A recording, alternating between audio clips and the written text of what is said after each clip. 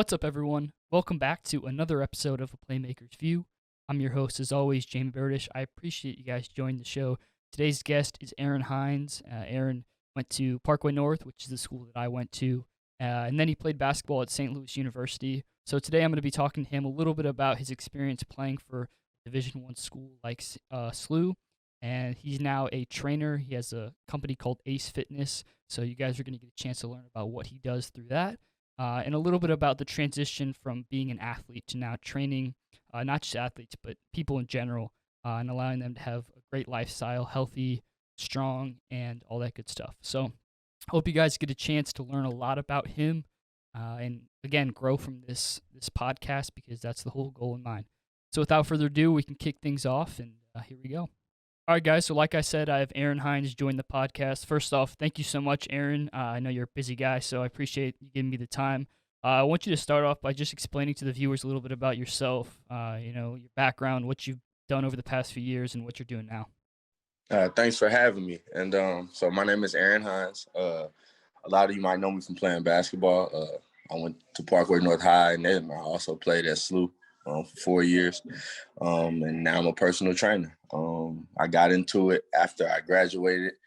I tried the overseas route, didn't really like that, and decided to start training. Gotcha. So growing up, talking a little bit about basketball, where did that passion for you playing basketball, where'd that come from? Really, I started playing when I was probably 3 or 4 years old. I used to play like the YMCA leagues when I was really, really little. And then I got into some more serious competitive teams, probably around 6 or 7. Since then, I really just loved it. I always had a dream of playing in the NBA when I was a kid. Yeah. So playing at Parkway North, you had a pretty successful career there. What are the coaches and that experience? How has that made you a better person and a better athlete too, going into SLU? Overall, your time at Parkway North, what did that mean to you? It actually meant a lot, especially my junior year. We were really close-knit. We probably played together every day outside of the season. We would always go up to the Edward Jones Y. And really just, being with your team and being able to come together with a group of guys, it kind of taught me a lot as far as about basketball and life. Uh, we went through a lot of hard things that year, and I think it helped us as a team grow. And it also helped me my senior year when I had a lot of juniors on my team as well. So when I got to SLU, we went through this similar hardships. So I think it really just helped me, be able to handle those things, as far as on the court. Yeah, no doubt. So, moving forward to SLU, you walked on, correct? Yep, correct. So, what was that like for you to get yourself out there to the coaches? Because obviously, it's not an easy task, especially at a Division I program. So, walk us through that whole experience of you becoming a Billiken. Okay, so well, my first year in college, I went to a junior college. I came home. I knew I didn't want to go back the JUCO route. I was sending emails to pretty much every Division I school in the country. I knew someone that was on the coaching staff at SLU. I would play basketball with him on the weekends, and I emailed them as well. And he came across the email, shared it to the coach. I let them know that I was going to be at the school, and they told me to come to the walk-on tryout. And I went to the walk-on tryout.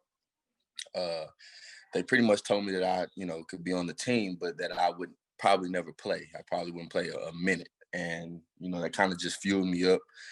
So that whole first year was just really, really tough. I didn't live on campus. So at 5 a.m, I was having to be there on campus to work out.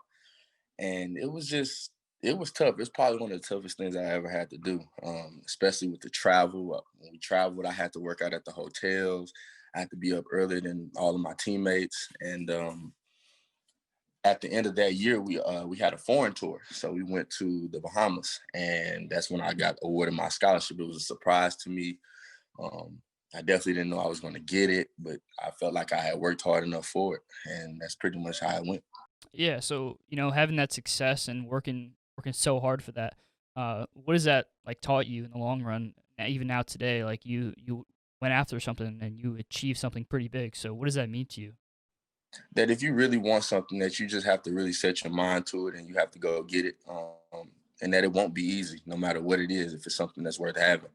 So it's going to be a lot of things that come up that's going to deter you from it, or you're going to sometimes have those doubts or those thoughts that maybe it's not for you, but you just got to keep on pushing and keep going.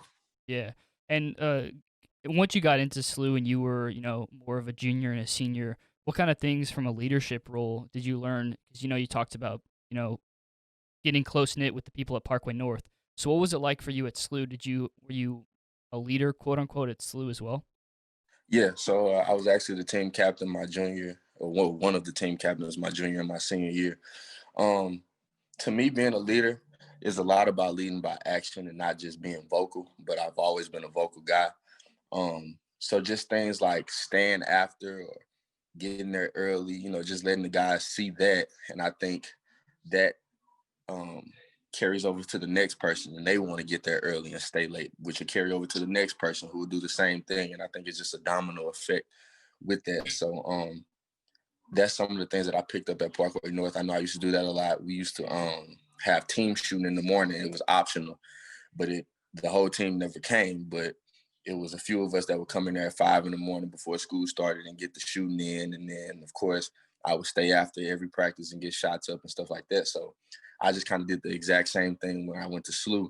And, we all kind of, came together and everybody became, workaholics. Yeah.